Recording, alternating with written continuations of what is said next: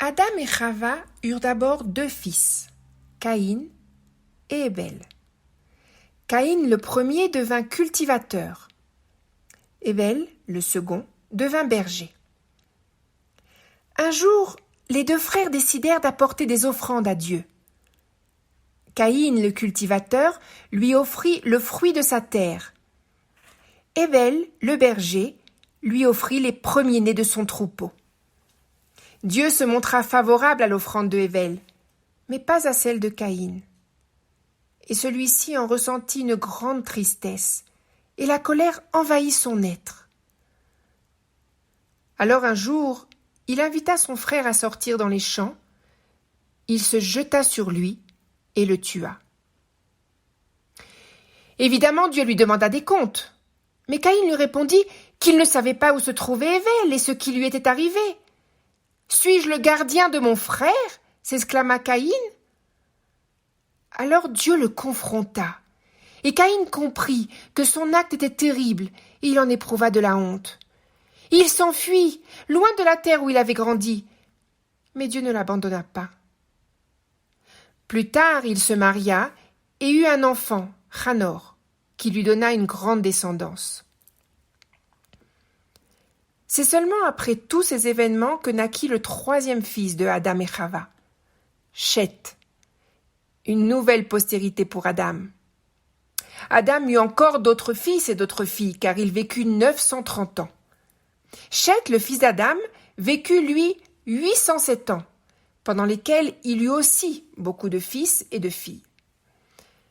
Malheureusement, plus l'homme et la femme se multipliaient sur la terre, plus leurs méfaits augmentaient.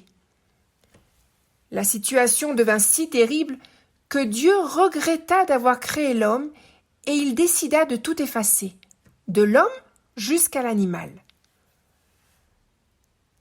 Seul un homme et sa famille trouvaient grâce aux yeux de Dieu. Un descendant de Adam, 9 générations après Sheth. Cet homme s'appelait Noach. C'était un homme juste, bon et intègre. Cet homme avait 3 fils, Shem, Ham et Japheth. Noach et sa famille voulaient rester dans le droit chemin malgré la moquerie des autres.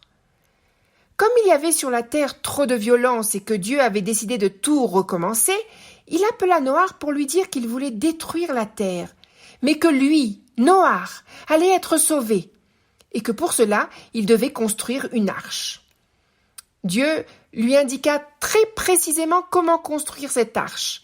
Il lui donna des instructions sur le matériel à utiliser et les mesures exactes qu'elle devait avoir. Il lui indiqua également comment elle devait être agencée, à l'extérieur comme à l'intérieur. Il lui expliqua qu'il allait amener le déluge des eaux sur la terre pour détruire tout souffle de vie. Et tout ce qui habite sur la terre périra. Mais il lui annonça qu'il allait établir un pacte avec lui. Tu entreras dans l'arche, toi, tes fils, ta femme et les femmes de tes fils. Tu introduiras également dans l'arche des animaux de chaque espèce, le mâle et la femelle, pour les conserver en vie. Et tu n'oublieras pas de faire des réserves de provisions comestibles pour vous et pour eux. Et Noach fit tout ce que Dieu lui avait demandé. Puis, Dieu déclencha le déluge. Une pluie battante s'abattit sur la terre et tous les êtres qui s'y trouvaient. Seule l'arche flottait. À l'intérieur, Noach et sa famille s'activaient jour et nuit sans relâche. Leur travail était épuisant. Certains animaux mangeaient le jour alors que d'autres mangeaient la nuit. Chacun d'eux avait un menu différent. Il fallait les protéger, les soigner à chaque instant. Et Noach et ses fils avaient pitié de ces bêtes enfermées. Alors, ils se dévouèrent totalement. La pluie tomba pendant 40 jours et 40 nuits, incessante et impitoyable, jusqu'à ce que la terre entière fût inondée. Puis Dieu se souvint de Noach et de tous les habitants de l'arche. Il fit passer un souffle sur la terre, et la pluie se calma. Les eaux commencèrent alors lentement à baisser, mais c'est seulement après plusieurs mois que l'arche s'arrêta brusquement sur le mont Ararat. Et les eaux continuaient de descendre. Plusieurs mois passeront ainsi. Et on commença à distinguer les cimes des montagnes. Un jour, Noach envoya un corbeau, qui ne trouva nulle part où se poser. 7 jours après, il envoya une colombe, qui ne cessa d'aller et de revenir cherchant à se reposer sur l'arche, parce qu'elle aussi ne trouvait aucun endroit où se poser, car l'eau continuait de couvrir la surface de la terre. Après l'avoir faite entrer de nouveau dans l'arche, il attendit encore 7 autres jours, et recommença l'expérience avec la même colombe. Cette fois-ci, à son retour, elle tenait dans son bec une branche d'olivier. Fraîche. Noach comprit que les eaux avaient alors suffisamment baissé pour laisser la végétation s'épanouir. Au bout de 7 nouveaux jours, il renvoya de nouveau la colombe, mais cette fois-ci elle ne revint plus. La terre continuait de sécher, et Noach patientait. Quand la terre fut complètement sèche, Dieu en informa Noach et lui dit « Sors de l'arche, toi et ta famille, et tous les animaux qui sont avec toi, et qu'ils se multiplient sur la terre.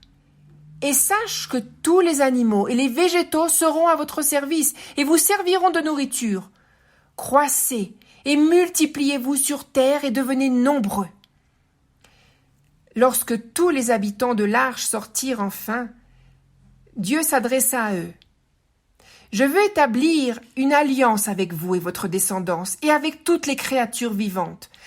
À partir de maintenant, aucun déluge ne détruira la terre, et l'arc-en-ciel sera le signe de ce pacte éternel entre Dieu et toutes les créatures qui sont sur la terre.